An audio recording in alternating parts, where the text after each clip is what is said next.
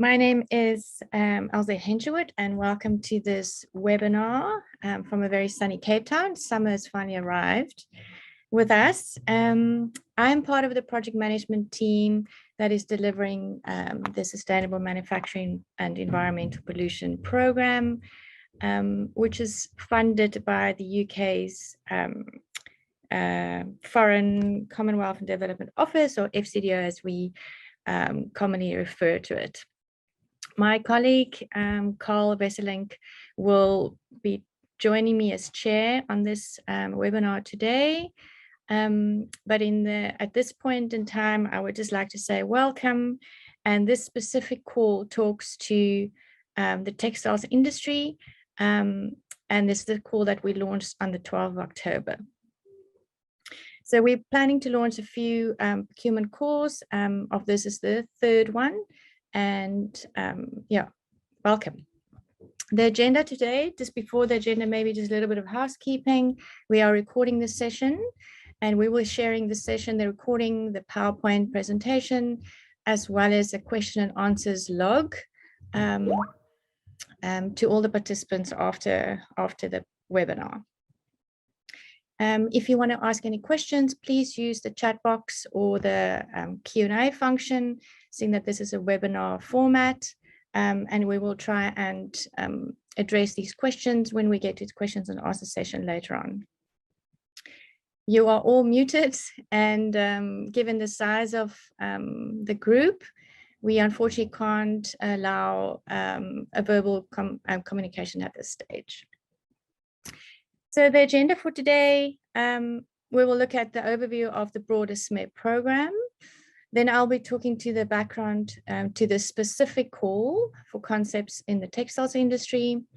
I'll briefly touch on the textile procurement themes that has also been communicated in the terms of reference. Then I'll look at the process of applying and submitting the concepts. I'll then also briefly touch on key funding criteria and timelines, and then we'll open up for quite a lengthy question and answer session where you can ask questions to our panelists. Okay. I'm just trying to see if Carl is here. In the absence of Carl, he's just logging on now. I will carry on with introducing the project management team to you. Actually, should I say, the purpose of this webinar is threefold. Firstly, it is to introduce the project management team to all of you. And then secondly, to open up a dialogue between us and you. And thirdly, to answer any questions that you might have. So I am, like I said, Elze Hensherwood. I recently joined the SMEP team as Technical Project and Relationship Manager. I form part of one of the two companies that is implementing the program. We have a consortium. We have Pegasus as the contracts delivery partner, South-South-North as the implementing partner, and then we also are in collaboration with the International Center for Climate Change and Development. The funders, as I mentioned, is the UK's SMEP department in partnership with UNCTAD, and we are represented by Henrik Pacini, who's our technical advisor from UNCTAD. From SSN, or South-South-North side, we have Amanda Dinan, who's our technical coordination and stakeholder engagement manager. We have Alexa and Faith as project managers, and myself. We also have Elizabeth Makumbi who supports Jeremy from Pegasus. Carl, I just want to see if Carl, my colleague, is online. He is indeed. Hi, Carl. Hi. Carl, can I ask you to maybe carry on from here and just give us, our participants, a brief overview of the SMEP program? Sure. So SMEP is a £20 million program of the FCDO. It's run from their Research and Evidence Division, more recently with funding from their climate support. So you'll see in the request that you're being asked to deal with kind of potential greenhouse gas emission reduction on top of our main area of support, which is in mitigating pollution from manufacturing. So the background to this is, as you probably all know, is that we're seeing an increase in manufacturing in the developing world, particularly in our target areas of South Asia and sub-Saharan Africa. Some of that may even be outsourced manufacturing. We have relatively weak enforcement, even if we do have regulation on pollution. And there's massive potential for the upscaling of manufacturing, and with that, a massive problem of pollution. And our pollution is across various sectors. So we have launched a couple of calls already. We have some plastics pollution calls in, well, contractors in play. There are about 9 institutions currently doing work around plastics and ocean plastics. We have another call that's looking at East Africa's potential to mitigate their pollution in sectors, mostly in the agro-processing. And this is now an additional call on top of that. So we've divided the £20 million into various components. And we start from the point of being research and development and evidence, and that's where we're funded from FCDO. But we're particularly looking for projects and innovation that have uptake potential, and particularly uptake potential where there is large-scale pollution. So we've done some initial primary research. The program itself was based upon a business case that looked at kind of where the pollution was happening within those geographies. And we're looking to develop or support the development and testing of innovative technology-based solutions that can address those. A key element of that is to identify and develop the business models and all the policies that drive the adoption and the uptake of those solutions. So this is not simply a research-based program. Clearly, partnerships are required with actors, and particularly the businesses and or enterprises that are currently producing the pollution. So we're looking for consortia that cross those disciplines of research, innovation, technology providers, and all operating businesses that are already in operation that have a pollution problem to solve. It could also be public sector, where the drive for adoption could be based upon a shift in behavior or shift in change, or the uptake of procedures as opposed to technologies, and where policy could be an important element of that. I've mentioned that we've covered plastics and ocean pollution, and the overall drivers. I mean, I think that it's quite important that we're in a program like this. There is a tendency to adopt a development aid model, said with the greatest respect to 50 years of development aid, but where development aid makes an investment, something happens, it happens better than it did before. And when development aid ends or the project comes to an end, we have a whole bunch of white elephants and no real change. So this is about looking at the evidence for that bigger change. The procurements, that just to quickly have a look through, to run through the 3 bullets at the end. There were 12 studies undertaken in 2021. There's a whole bunch of reports and evidence from that, which are available to you to help reflect on. Obviously, there's a whole bunch of other research out in the world, which you should also be reflecting on in designing your intervention. We've got those plastics projects already up and running, the 10 pilots that began in January. And we're just about completing, well, we're in the process of completing a manufacturing pollution in East Africa call, and we're in preparation for something on tanneries. We can carry on. Next slide. Thank you, Carl. Thanks for that overview, Carl. So why textiles industry, you might ask? As Carl alluded to, SMEP was founded on this evidence-based research that was done. There was a scoping study prepared by the Stockholm Environment Institute about a year and a half ago, and they pointed to the textiles and clothing industry as a key polluting industry, not only in the sub-Saharan Africa and South Asia, but also globally. We've also conducted further market assessments by TEFA IQ, specifically in sub-Saharan Africa and Tanzania, that has looked at this specific industry. And what has come to light is that the industry generates a significant amount of harmful emissions, solid waste, and dangerous or wastewater that is contaminated by harmful chemicals. It is also a very resource reliant industry, especially in terms of water consumption and energy use, especially when we consider that most of the energy generation is still fossil fuel based in sub-Saharan Africa in particular.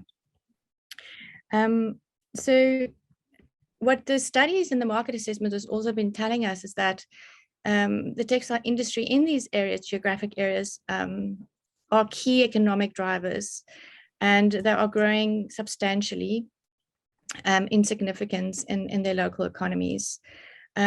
So coupled with the need for economic growth and employment, and knowing what we know about its environmental and health impacts, this is a cause for concern.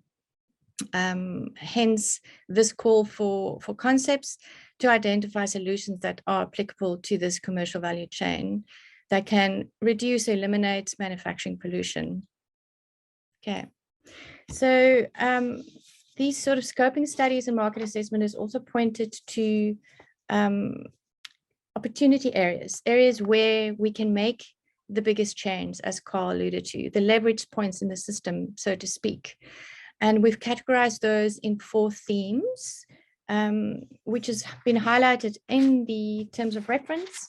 And I will just endeavor to give you a brief sort of the essence of each theme. I won't go into all the nitty-gritty here today. But theme one is essentially in trying to understand the system, or the textile industry as a system here, better. And especially when applying environmental pollution lens to it. And this we foresee that big data and data production systems will play a huge role in understanding the system better.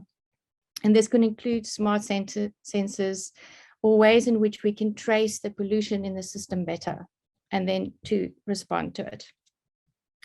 Theme B, as I alluded to before, is given the reliance on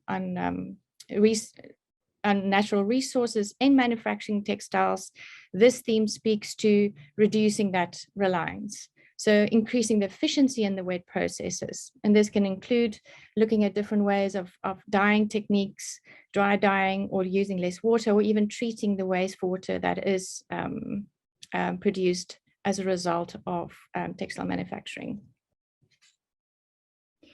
Theme C then speaks to more of the output of the system.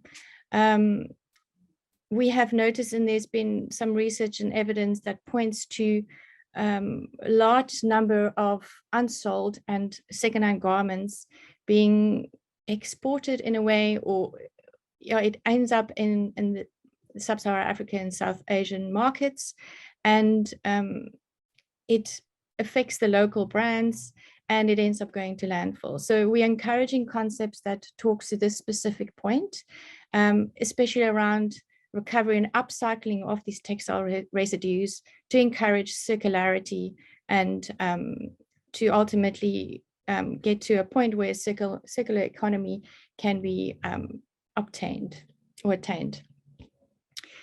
Theme D is about developing and upscaling more environmentally friendly fibers.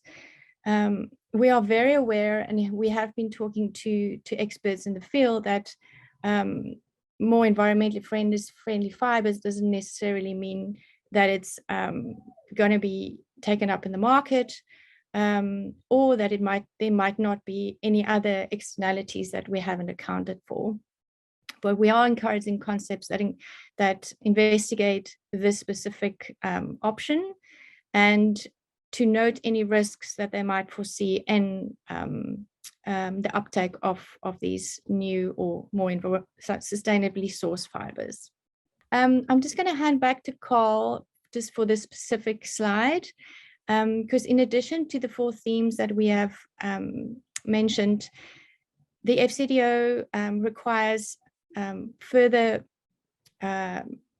attention to 2 specific agendas that they have identified, which is the gender equality and social inclusion agenda, as well as the reduction of GHG emissions.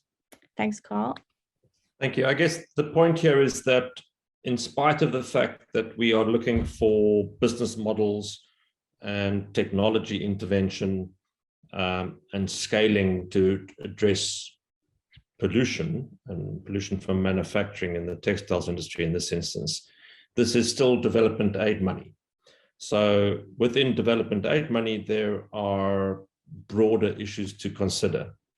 And we're not asking you as applicants to become experts in gender equality and social inclusion.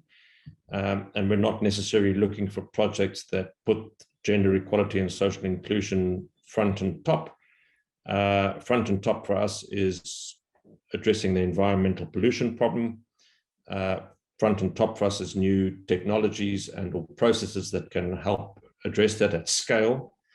But at the same time, this is an industry, and particularly in textiles, where gender equality and social inclusion issues are often a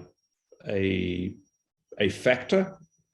Within this industry, we can, I suppose, address co-benefits from a developmental nature. So you will be aware of the Sustainable Development Goals, and any of those are, any benefits or co-benefits are important. So where you might have a project that would go from A to B in a straight line, it could, with a little bit more money, go from A to B and achieve a whole bunch of co-benefits around what we call GESI. We'd like to hear your proposition on that. So we're happy to address or to spend resources in possibly not the most efficient way from A to B, but in a way that creates that added value within those considerations. So consider this, consider where marginalized groups, particularly women, consider the workforce, consider the health of the workforce, consider all the elements of GESI. And we've got 2 paragraphs here. Of course, there's those in the development sector will have some understanding of this. If you don't, ask someone, do the analysis and make the proposition that gets us the co-benefits that are of interest to development aid and that which tell a good story on top of the business story. The second element is greenhouse gas emissions, and this is obviously a factor in terms of overall environmental sustainability, climate change, etc. There is potentially within your project an element of greenhouse gas emission reduction that needs to be considered. It could be a revenue stream through carbon crediting and sales of carbon credits. But in addition to the developmental co-benefits, we are specifically looking for greenhouse gas mitigation co-benefits.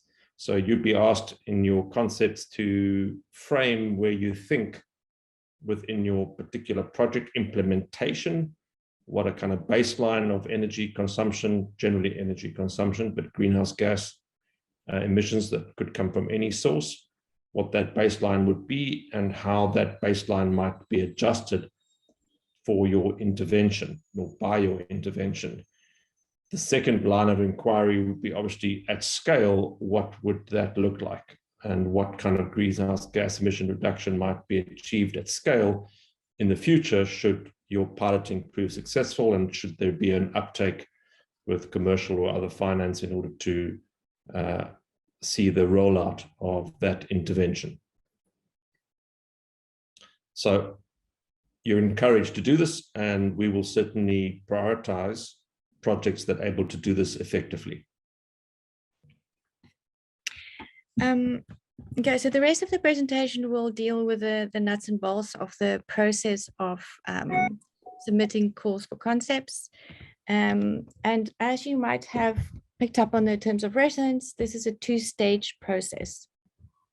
We are in the first stage, which is the call for concepts, where interested parties submit, first of all, their interest to register. So if you go to our SMEP website, there is the option to register to submit an ROI or registration of interest. And then we're asking applicants to complete their call for concepts, which includes this detailed form and an intention to bid. So we've seen already, since we launched on last week, Thursday, that there's already 18 intention of bids, which is fantastic. And there might even be 2 final submissions, which is very exciting and promising. Once the call closes on the 14th of December, a team of evaluators and reviewers and independent technical advisors will be looking at all the concepts. Just to give you an idea, the last call that just closed recently, we received 92 concepts. So it's quite a task to review and evaluate all these. But then once we have evaluated and scored the concepts according to a set criteria and evaluation framework, we will be challenging about the top scorers, the top percentile of concepts. And we will undergo challenge sessions with them online, where a panelist of moderators will be interrogating the concepts. From there, we will choose between 10 and 15 shortlisted candidates. We will then enter stage 2, where we will ask these 10 to 15 shortlisted candidates to prepare proposals, which will detail concepts even more. They will be given another 6 weeks to prepare these proposals. And then after the submission of the proposals, another round of evaluation and review will happen, which includes due diligence, proper due diligence checks at that stage, after which final selection will occur.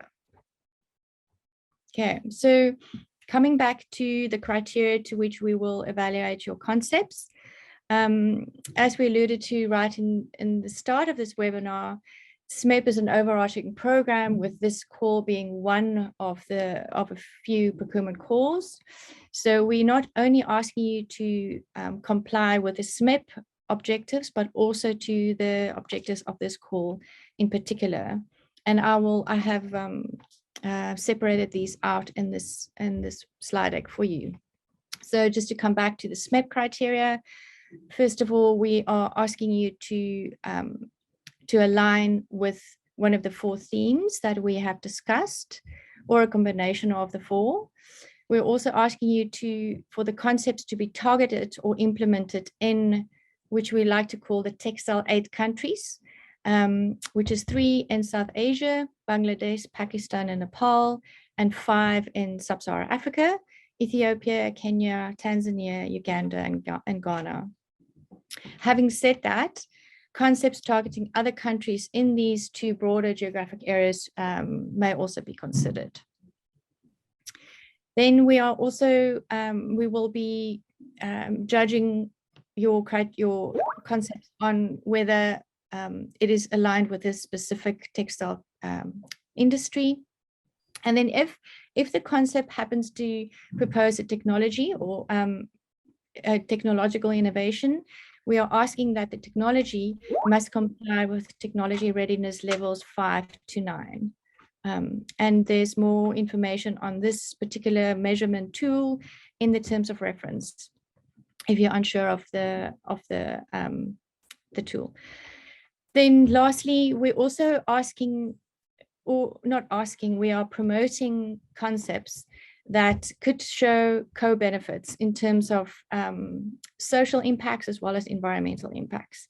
And then particularly concepts that show some alignment with what Carl has been talking to in terms of GESI, gender equality and social inclusion, as well as how your concept can reduce or mitigate greenhouse gas emissions. These concepts will be favored. So for this call in particular, we have developed a few additional criteria, which is outlined in the terms of reference in detail. But just briefly, if it's a research-focused concept, we are asking that it be based on evidence and that it can make the case for long-term pollution mitigation, or ideally have come some way in showing this. Then we're also asking, and I think it's quite clear in the terms of reference that we're asking for some sort of market alignment. We're asking for concepts that is responding to either a trend in the market or a signal in the market, especially from the demand side, to ensure that there could be scalability and uptake. Also, a big focus of the call is on collaboration. We understand that given the complexity and interconnectedness of this system or commercial value chain, that it's often better to collaborate with partners. And we encourage you very strongly to make use of this option, and to especially look at our voluntary collaboration tool that may connect parties. The link to that is on our website, and we urge you to complete it and partner with people on there, or partner with your own networks to produce concepts that is hopefully more robust.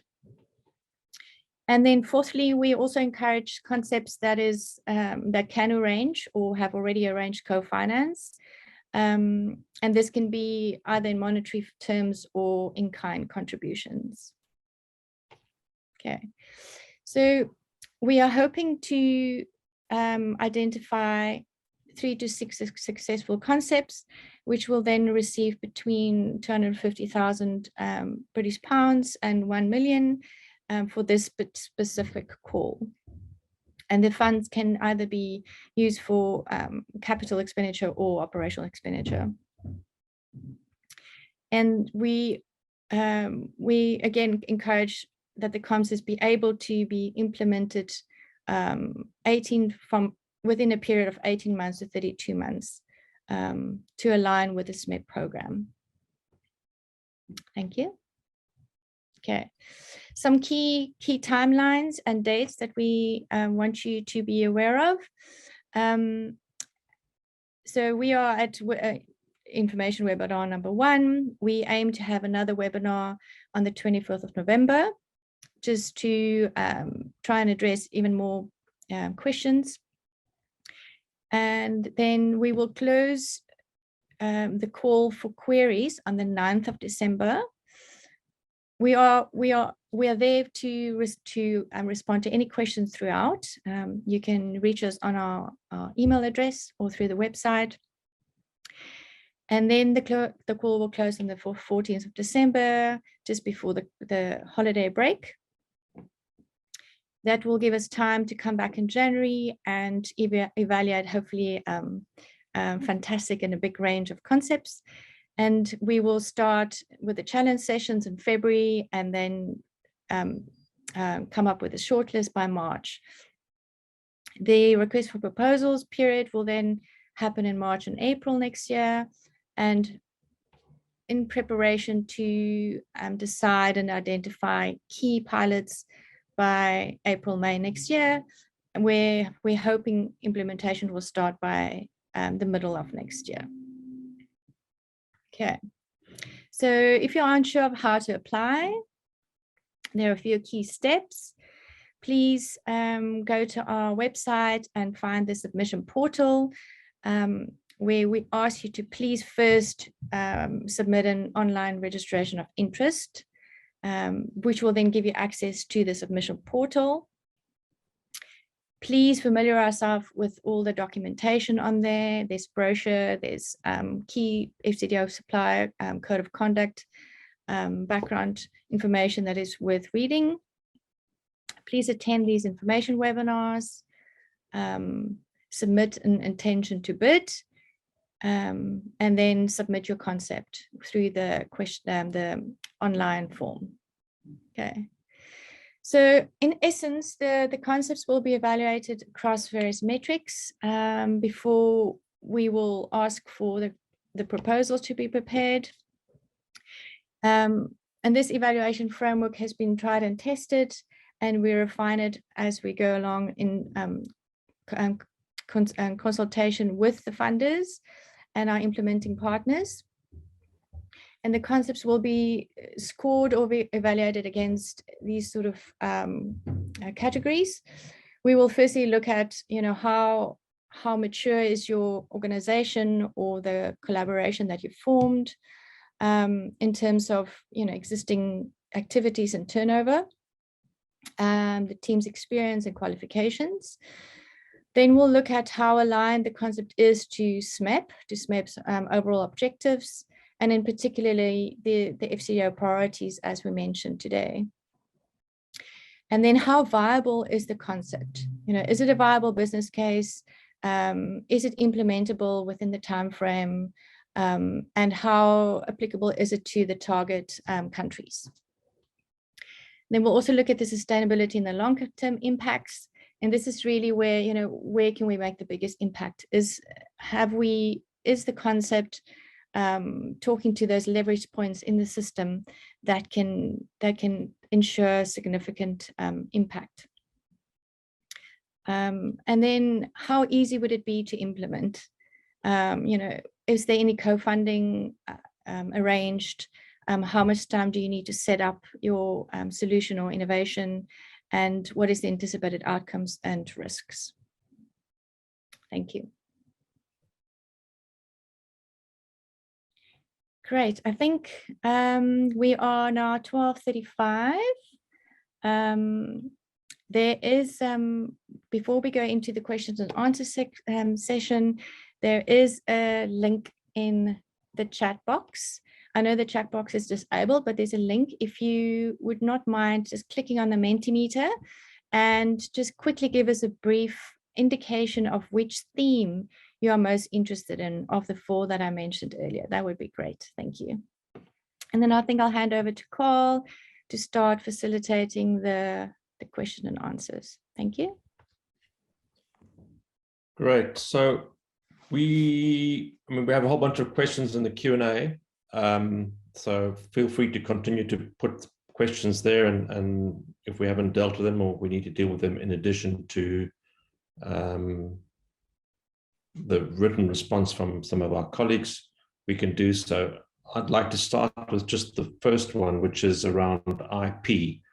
So we understand that you may have an innovative proposition, which is part of your intellectual property, and some of that intellectual property you might want to remain protected from your competitors.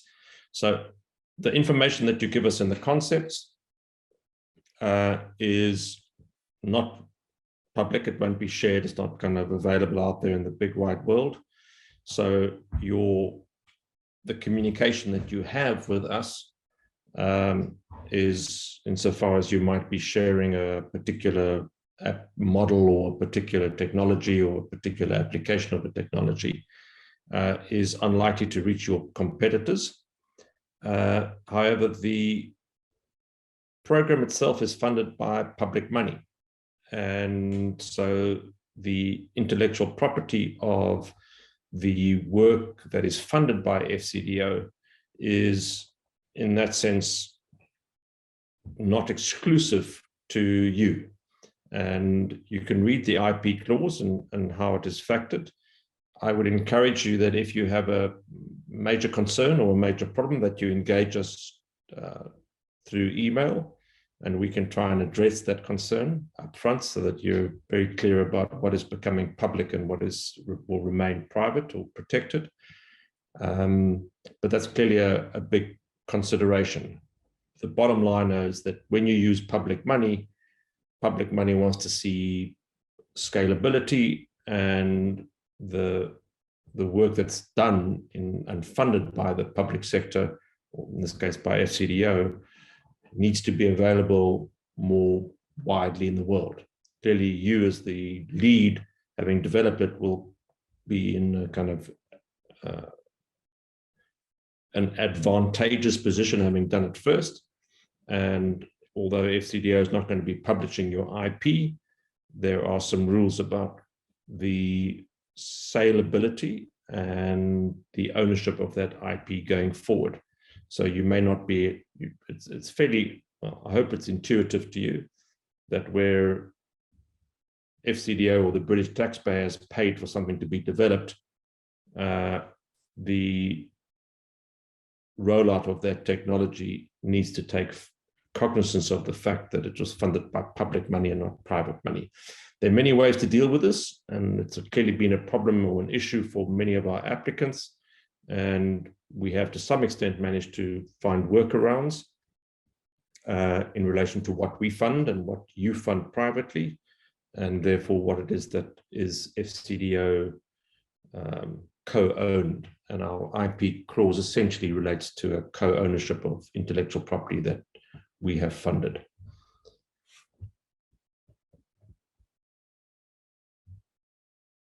So, Martin, if you have a particular question around your particular project, feel free to email us and we can respond specifically.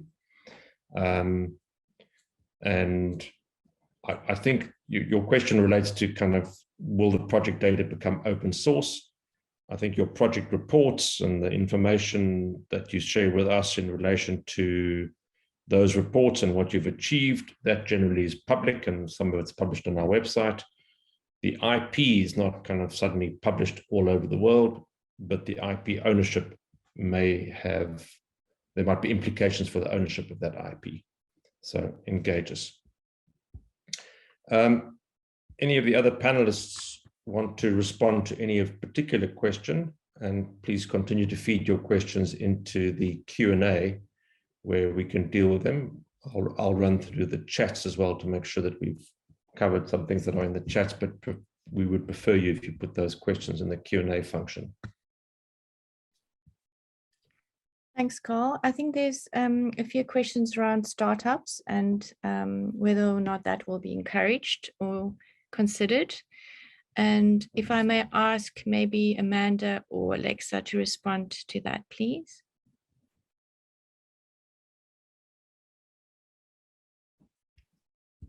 Oh, I didn't see the specific questions, but thanks, Alzette. We are occasionally approached by startups, and in which case we have a requirement that your turnover, the average turnover over the past 3 years, should match the funding ask, or be in the order of the funding ask. We do, however, look at applications on a case-by-case basis. If you are a startup and you can't meet these criteria, there will be space in the application form to put forward a motivation as to why we should consider you and what your various mitigatory suggestions and options are in this regard.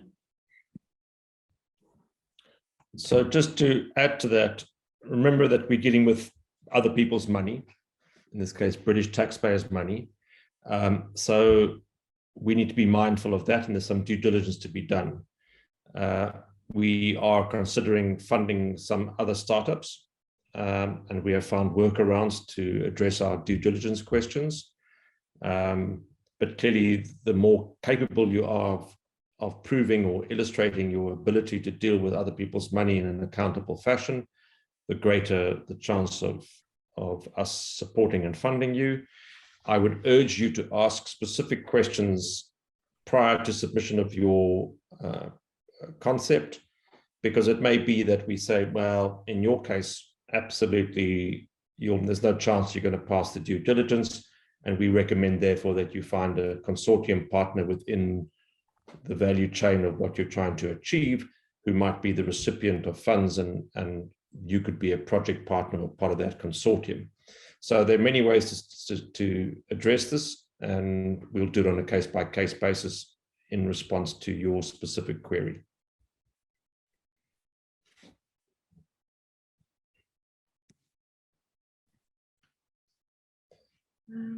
I could just come in here. There's a question on, sorry to just jump in.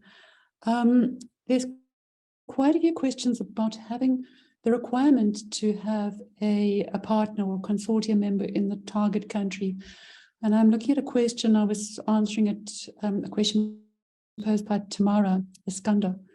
And she says, is this a hard and fast criteria? And there are exceptions where this might not be required. And I'm thinking, for example, if you're offering a solution which is around improved data flows and transparency in the value chain, it might be then that your concept application deals more with a strategy to engage with stakeholders in the target countries. And here you might want to include somebody who can enable better engagement and consultation.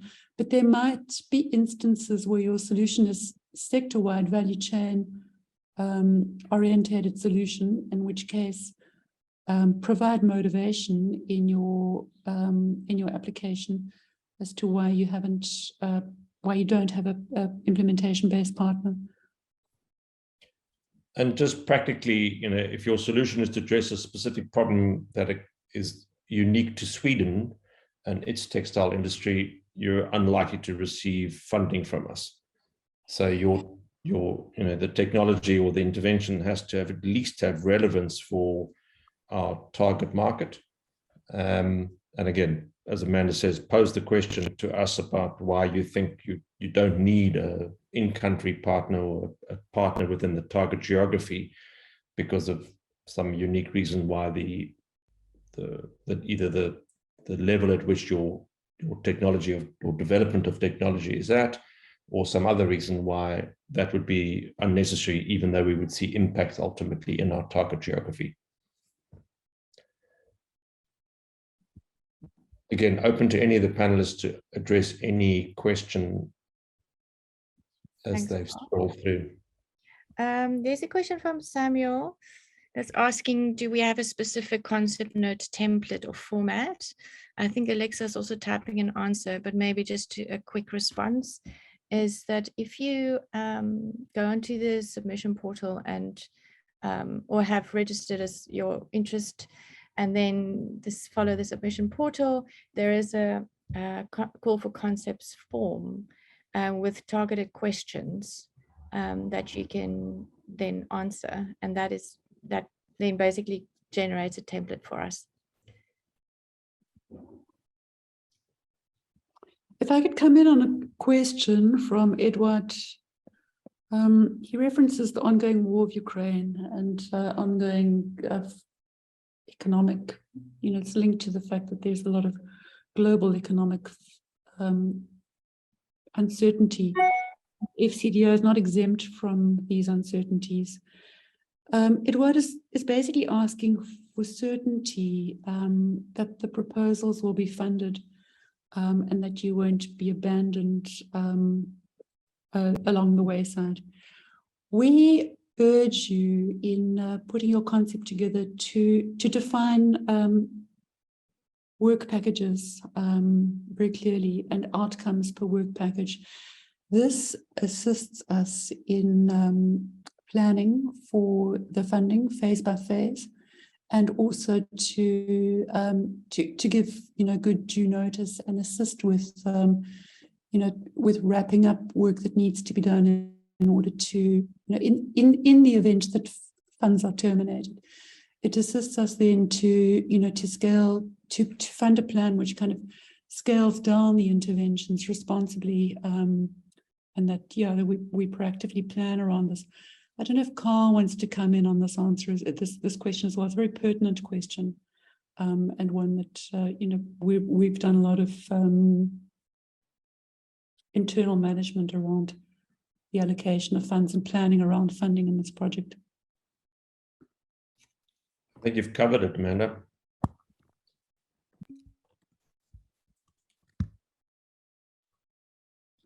So there's a question from Wesigie about applying as a government agency. So government agencies are slightly complex in the development aid industry or in the world of donor money, because they impact upon bilateral relationships government to government.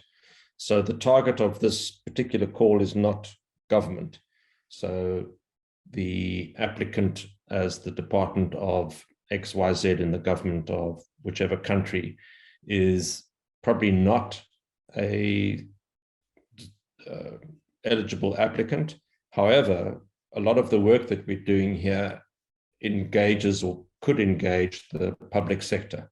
So government departments as a part of the consortium, and some resources to support the functioning of their unique contribution towards the realization of the project would be eligible. I'm not referring to government salaries necessarily or bolstering salaries, but other costs necessarily.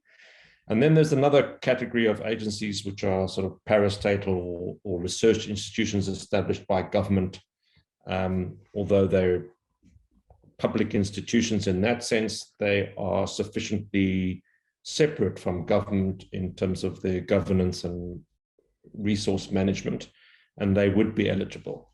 So if you are, I don't know, the Research Institute of Kenya, which is wholly owned by the Kenyan government, you are potentially an applicant, an eligible applicant. So if you have any questions of your specific institution and how you might establish an eligible consortium, please ask specifically, and we can respond by email.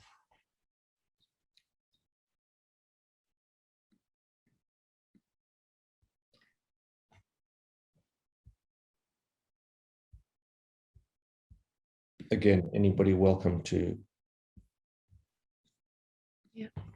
throw in a response to anything else.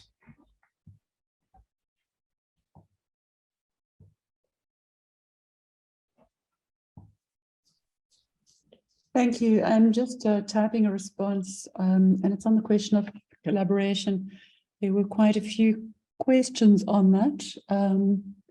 If you look in the terms of reference, there is a link to a collaboration tool, and this comes out of our very first procurement on the plastics, where there were quite a few questions around collaboration and partnerships. We made this this tool available, and it's really, if you sign up here, just indicate your key area of expertise and areas where you're looking to collaborate, and you'll have access on the tool as well to others that sign up, and then it's really over to you to pick up on those communications around collaboration where you see potential fits.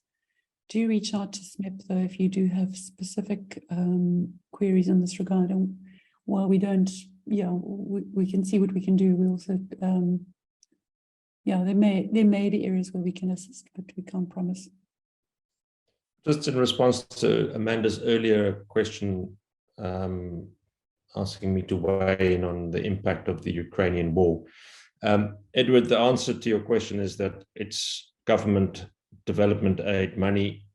Budgets can change, circumstances change, not just because of the war in Ukraine, but also just by virtue of the fact that governments can decide from one election to the next, or even between elections, for whatever reason, Brexit or other, or the state of their economy, that budgets would be trimmed or budgets would be increased. From that perspective, the good news is that we've been through that already, and certainly in terms of FCDO's funding. And SMEP has remained a priority spend area. There are other projects that have been suspended or stopped in their entirety. We haven't. We've been spending slightly slower, as most FCDO funding has, mainly because of the state of the UK economy.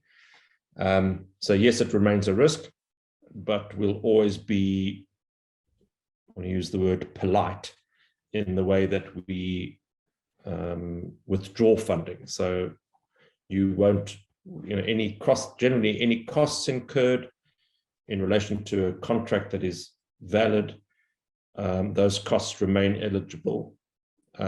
We might, in the worst case scenario, tell you to stop incurring costs, and costs from a certain date, new costs from a certain date might not be eligible. That's an extreme situation, and we're managing this with FCDO very conservatively, and generally we don't get to put out a call for proposals until we've got a pretty clear idea that we've got commitment for the resources to fund those calls. But a curved ball is always possible.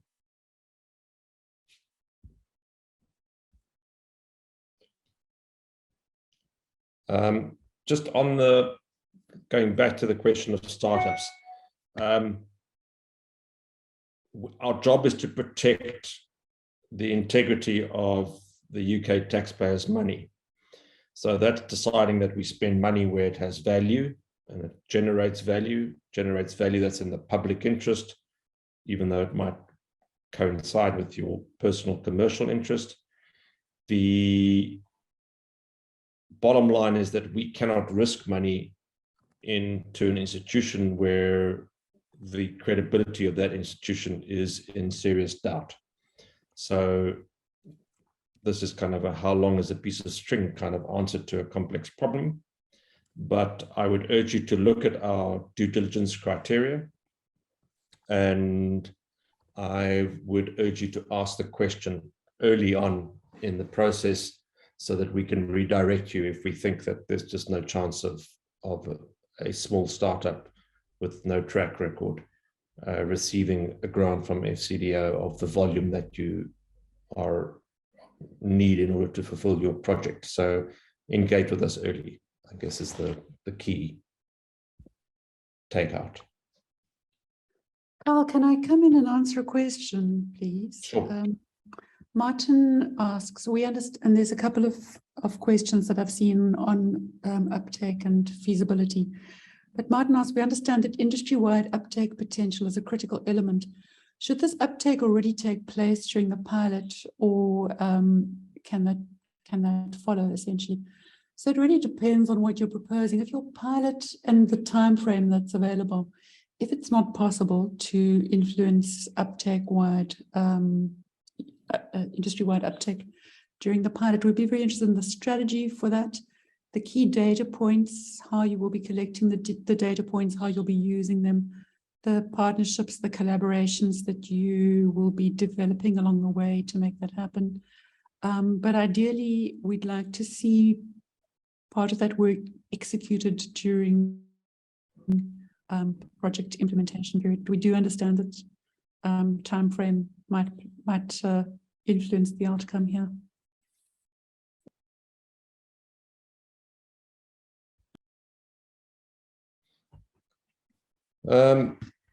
Great. We have a few minutes left, and happy to continue to answer more questions and go a little bit over time if necessary. And if any of your questions have not been addressed, please just reach out to us at our email address, and we'll endeavor to respond quickly. I don't think there's an unanswered question that I can see at this point. If we've done so inadequately, please follow up. And if there's anybody else on the panel that would like to wrap up or give us an additional response in the 2 or 7 minutes remaining, feel free to weigh in. Carl, yes, maybe just to respond to Dr. Abdul. Hi. Universities can definitely submit a concept. And we have actually awarded concepts funding to universities before in our previous calls. I hope that answers that question.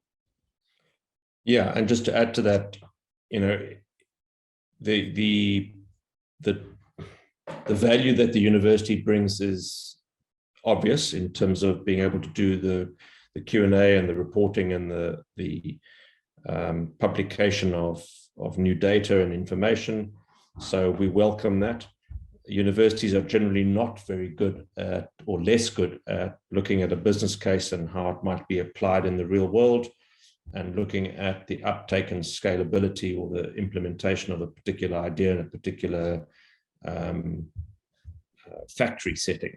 So our kind of win-win proposal has both the ability to deliver the scale, the investment from a private sector or co-financing from a private sector company that's doing the manufacturing, backed by a university that is doing the research. So please don't assume that you have to have a university or that you have to have a private sector company. No, but I would like you to reflect on what's needed to reach the ultimate objective, and to have as many of those people or agencies or institutions or skills, whether they be consultants or institutions themselves, to have as many of those within your consortium. We don't want to make you complicated, and if you can do what you want to do just as an institution alone, feel free to submit your proposal in that form, but do reflect on the whole value chain and what's going to be required to get this to market ultimately, and bring other people on board. Carl, just before we end, thank you for that. Just before we end, there's two questions. One is around applying as a government agency, and then Dr. Abdul has also asked a question about public sector universities. Perhaps you can touch on that. So public sector universities are one of those institutions that are sufficiently independently governed from government itself to be eligible. So public sector universities, yes, eligibility is there, provided you meet the other criteria, of course. And sorry, what was the first? The question is, how do we respond to applications from government agencies in areas of R&D, community skills development, and product commercialization? Okay, so we have addressed this, and just to recap, we've got two types of government agencies. There's the department, so direct government to government, where we'd have to be dealing with Treasury. That's unlikely to be eligible given the nature of bilateral relationships between FCDO and the country government in question. That sort of aid is generally channeled through a different source. So that would not be eligible, but public sector institutions that are wholly owned by government, such as public universities or research institutions, R&D institutions may even be part of that. The Bureau of Standards or some other agencies such like similarly could be eligible in their own right, even though that they are officially or effectively public sector institutions. The question around multiple proposals, yes, we have the potential as a lead, where you can submit more than one proposal. As a lead, you're not going to be shortlisted for more than one. However, you could be the lead on one and a consortium member in another, both of which get shortlisted. So send us your best proposal, or if you have more than one, send us more than one, but just know that as the lead, you're only going to be shortlisted once.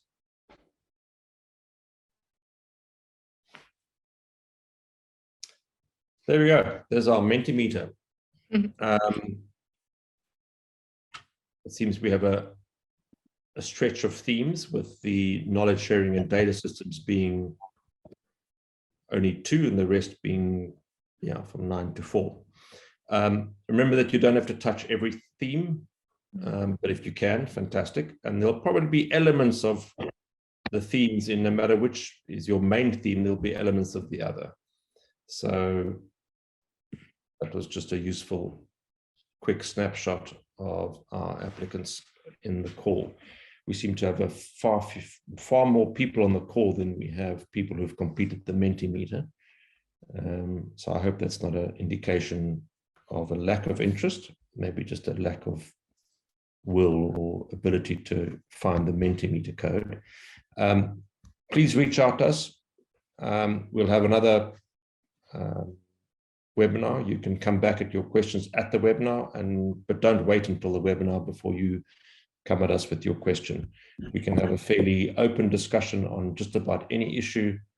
We will protect your privacy if it's necessary, but we will also publish generic forms of question and answers that get to us so that you can read those question and answers throughout the time that the call is open. We're 4 minutes over schedule, unless anybody else has got something desperate to be said or respond to. We're ready to close. Just a concluding comment, Carl, is a question about, do we have enough time frame to see the impact of implementation? To note that the implementation period is relatively tight, given the scale and ambition of what we're asking for. The SMEP program is currently awaiting clarification about a program extension to the end of 2025. So we ask that you design your work packages so that you have a well-resolved concluding work package, which terminates which is delivered by October 2024. If you have further work to do, include that as an additional work package that follows, and this will be funded and accommodated should the extension be should it be confirmed. But we do hope that we will have clarity on this within the next month. We've been awaiting FCDO to clarify with us. We anticipate that the extension will be granted.